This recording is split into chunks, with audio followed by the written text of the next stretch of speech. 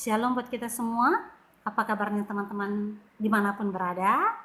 Bagi yang masih ada di kampung atau juga yang masih di Padang saat ini, semoga peraturan pemerintah agar stay at home, tinggal di rumah, benar-benar kita turuti demi kesehatan kita semua.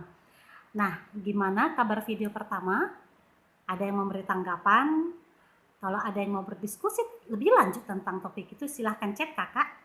Kita bisa berdiskusi lebih jauh, kakak sangat senang. Atau silakan bicarakan dengan pemimpin kelompok masing-masing. Nah teman-teman, mungkin ada juga di antara teman-teman yang sudah mencoba kelompok online. Itu pengalaman yang sangat baik. Silahkan nikmati kelompok online-nya. Itu menjadi pengalaman istimewa yang mungkin ke depan itu tidak akan terulang lagi. Di generasi kita pernah menikmati situasi seperti ini, nikmatilah. Nah teman-teman, kita akan masuk ke dalam topik kedua, topik yang sangat penting. Ini favoritku, topik sangat favoritku, dan aku dengan senang hati akan share dengan teman-teman. Dan silakan juga setelah topik ini selesai, bicarakan dengan pemimpin kelompok, diskusikan lebih lanjut agar lebih bisa paham. Nah topik ini berjudul tentang siapa Yesus sesuai dengan request. Ya, jadi ini juga adalah karena ini request tertinggi. Jadi silahkan kalau mau topiknya ingin dibahas berikutnya, silahkan request langsung kepada kakak, jadi kakak bisa catat. Oke, nah teman-teman, sebelum kita memulai pembahasan kita tentang topik siapa Yesus, kita mau berdoa dulu. Tuhan, Engkaulah yang berbicara, Engkaulah yang boleh mengarahkan durasi beberapa waktu ke depan ini agar kami bisa konsentrasi, urapi firman yang akan disampaikan, urapi setiap anak-anakmu yang mendengarkan, agar firman ini boleh benar-benar berbicara kepada kami. Terima kasih Tuhan Yesus, Engkau yang berperkara, dalam namamu kami sungguh berdoa. Amin. Nah teman-teman silahkan ambil Alkitabnya, kita mau membahas Alkitab, jadi sediakan catatannya, jadi kita mau mencatat. Nah mungkin juga ketika mencatat ada pertanyaan, jadi bisa dicatat, nantilah aku tanya sama Kak Firis, nantilah aku tanya kepada kakakku. Nah silakan, jadi ambil Alkitabnya, kita mau membahas firman Tuhan saat ini. Nah topik kita tentang siapa Yesus. Nah saya mulai dengan begini, ada seorang penulis buku, bukunya berjudul More Than a Carpenter, bukan sekedar tukang kayu. Nah saat dia sedang melakukan research-nya di London, dia naik taksi dan dia mencoba berbicara tentang research itu kepada sopir taksi.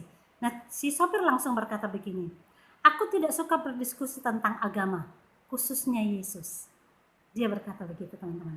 Nampaknya nama Yesus itu mengganggu orang-orang, membuat mereka ingin segera mengakhiri perdebatan, mengakhiri pembicaraan, belum perdebatan, mengakhiri pembicaraan. Berbicaralah tentang Allah, reaksinya akan berbeda ketika kita berbicara tentang Yesus. Itu beda sekali. Nah kenapa? Alasannya adalah yang menjadi pokok perdebatan, pemimpin-pemimpin agama lain tidak mengklaim diri mereka adalah Allah. Tetapi Yesus sangat jelas klaimnya, dan itulah perbedaan yang sangat besar. Nah sekarang mari kita lihat natsnya, Yohanes 19 ayat 7.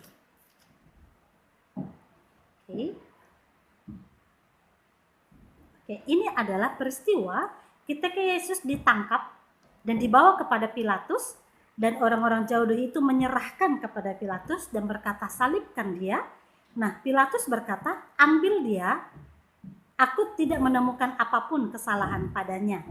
Tetapi mereka, para pemimpin Yahudi berkata, kami mempunyai hukum, dan menurut hukum itu ia harus mati, sebab ia menganggap dirinya sebagai anak Allah. Jelas di sini katakan klaim dari Yesus adalah mereka menangkap klaim Yesus, sehingga orang-orang pemimpin Yahudi itu mengatakan kami mempunyai hukum, dan menurut hukum kami dia harus mati, sebab dia menganggap dirinya sebagai anak Allah. Alasan yang sangat jelas dari pemuka agama itu adalah membunuh Yesus, bahwa Yesus mengaku dirinya sebagai anak Allah. Bagi orang Yahudi itu artinya syirik. Itu artinya adalah penghujatan, melanggar hukum Taurat pertama dan yang kedua. Nah satu lagi, coba lihat Yohanes 10 ayat 31. Yohanes 10 ayat 31, Ada nats yang lain, coba lihat ya. Nah, kalau dengar-dengar suara kucing itu tidak apa-apa, jangan terganggu ya teman-teman. Oke. Sekali lagi, orang-orang Yahudi mengambil batu untuk melempari Yesus. Kata Yesus kepada mereka, banyak pekerjaan baik yang berasal dari Bapakku yang kuperlihatkan kepadamu. Pekerjaan manakah di antaranya yang menyebabkan kamu mau melempari aku? Jawab orang-orang Yahudi itu, bukan karena suatu pekerjaan baik maka kami mau melempari engkau, melainkan karena engkau menghujat Allah dan karena engkau sekalipun hanya seorang manusia saja menyamakan dirimu dengan Allah. Nah, perhatikan. Nah, kemudian berlanjut lagi diskusi itu, berlanjut lagi kalimat-kalimat itu, Yesus berkata di ayat 36, masihkah kamu berkata kepada Dia yang dikuduskan oleh Bapa dan yang telah diutusnya ke dalam dunia, engkau menghujat Allah karena aku telah berkata aku anak Allah? Nah teman-teman, orang Yahudi tahu artinya anak Allah. Tidak pernah mereka berpikir bahwa anak Allah artinya adalah Allah yang beranak. Mereka tidak pernah menerjemahkan demikian. Tapi mereka tahu arti anak Allah adalah setara dengan Allah. Itulah ayat 33. Saya baca sekali lagi. Silakan ikuti. Bukan karena suatu pekerjaan baik maka kami mau melempari engkau, melainkan karena engkau menghujat Allah dan karena engkau sekalipun hanya seorang manusia saja menyamakan dirimu dengan Allah. So, teman-teman, jelas di sini klaim yang Yesus ambil untuk dirinya jelas adalah klaim sebagai anak Allah yang artinya adalah setara dengan Allah.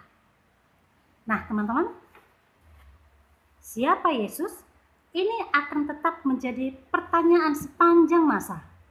Ada yang menerima, ada yang menolak. Bukan hanya tidak menerima, bahkan membuat Yesus menjadi bahan olok-olokan. Saya mau kasih tunjuk sebuah gambar. Mungkin teman-teman sudah pernah lihat. Nah, coba lihat gambar ini, semoga jelas. Nah, jelas, satu lagi.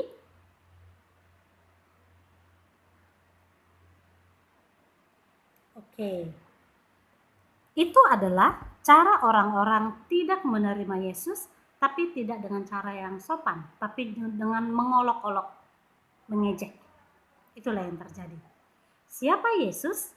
Itu yang menjadi topik kita saat ini. Semoga ini semakin memperdalam pengenalan kita tentang Allah kita. Mari kita buka bersama-sama Yohanes 1 ayat 14. Yohanes 1 ayat 14. Kalau bisa adik-adik juga, teman-teman silahkan baca bersama-sama dengan kakak. Kita baca bersuara. Yohanes 1 ayat 14 bersama-sama. Firman itu telah menjadi manusia dan diam di antara kita. Dan kita telah melihat kemuliaannya, yaitu kemuliaan yang diberikan kepadanya sebagai anak tunggal Bapa, penuh kasih karunia dan kebenaran. Firman itu telah menjadi manusia dan diam di antara kita. Teman-teman, nats ini menyatakan, yang pertama adalah Alkitab mencatat Yesus berkata, Dia Maha Hadir. Kalau teman-teman ingat natsnya, jika ada 2 atau 3 orang berseru memanggil namaku, aku ada di sana. Itu adalah kalimat Maha Hadir. Aku tidak akan mengatakan itu kepada adik-adikku karena tidak mungkin aku ada di sana.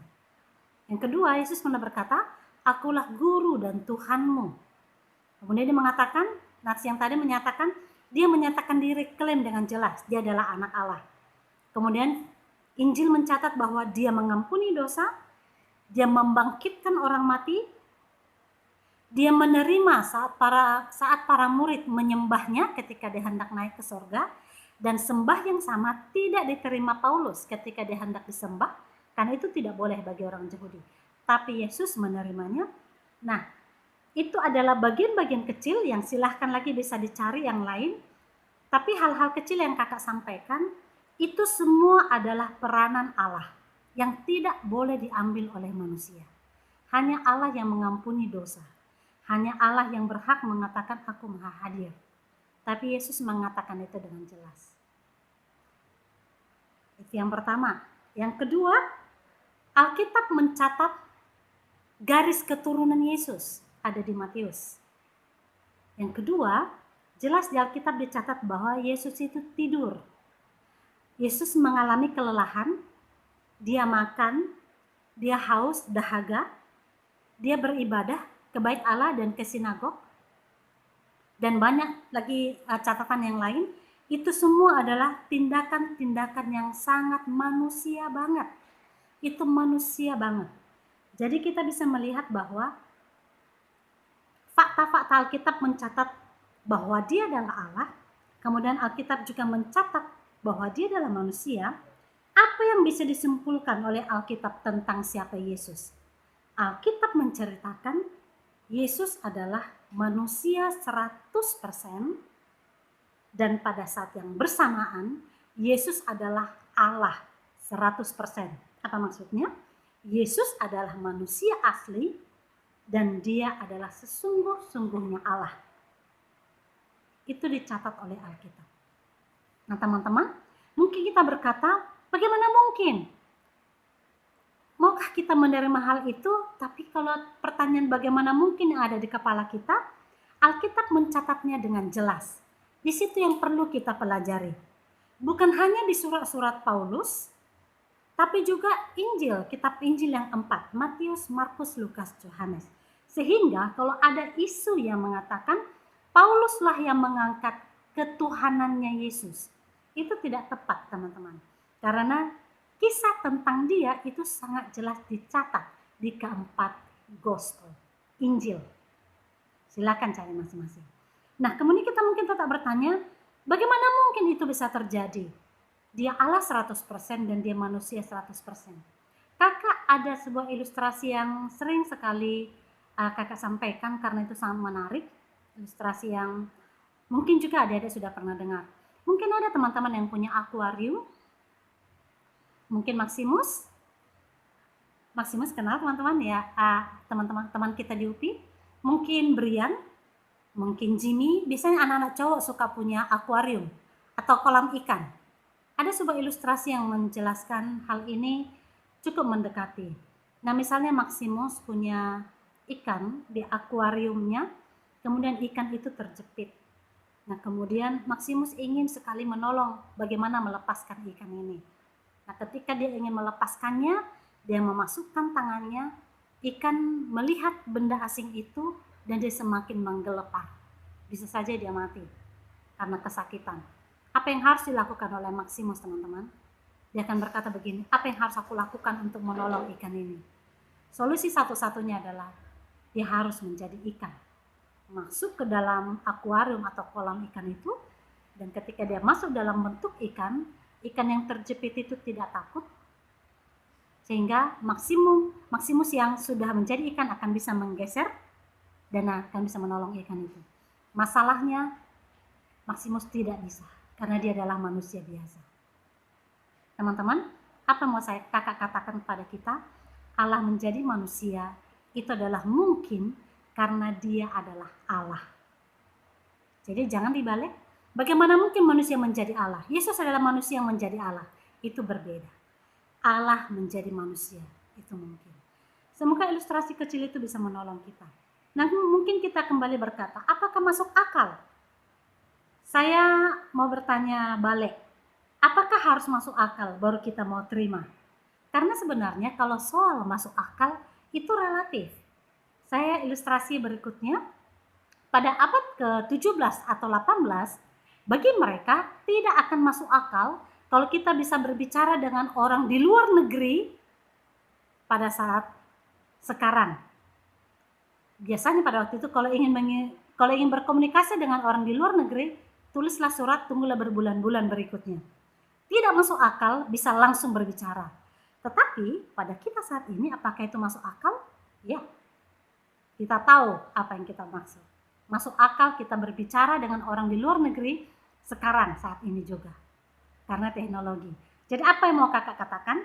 Kalau teman-teman mengatakan tidak masuk akal. Saya kakak cuma mengatakan ketika tidak masuk akal menerima Yesus adalah Allah 100%, manusia 100%, kakak cuma mengatakan tunggu dulu, jangan langsung ditolak. Tunggu dulu, pelajari lebih lanjut, baca firman-Nya, biarkan firman Tuhan yang berbicara. Terakhir teman-teman, Yesus adalah Allah 100% dan manusia 100% pada saat yang bersamaan. Kira-kira untuk apa? Itu yang menjadi hal yang terus menjadi perenungan, kira-kira untuk apa?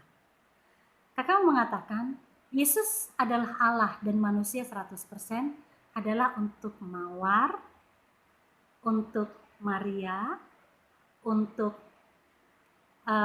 Ori, untuk Cahaya, untuk Mertua, untuk Dias, untuk siapa lagi mau kita sebutkan. Silakan sebut nama masing-masing. Apa mau katakan? Allah menjadi manusia dan mengambil benar-benar 100% adalah untukku dan untuk kalian. Mari kita lihat 2 Korintus 5 ayat ke-21. Silakan kita baca bersama-sama. 2 Korintus 5 ayat 21.